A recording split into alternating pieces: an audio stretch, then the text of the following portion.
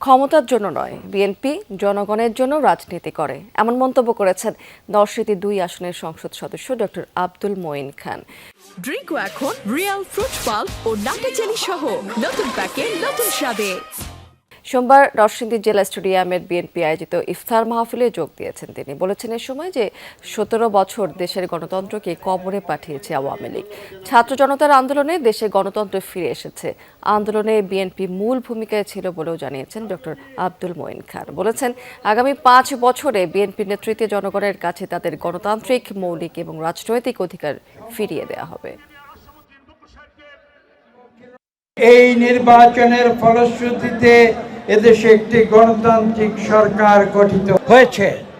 যে গণতান্ত্রিক সরকার গঠনের মূল উদ্দেশ্য হচ্ছে এদেশের মানুষের কাছে তাদের সকল মৌলিক অধিকার ফিরিয়ে দেয়া।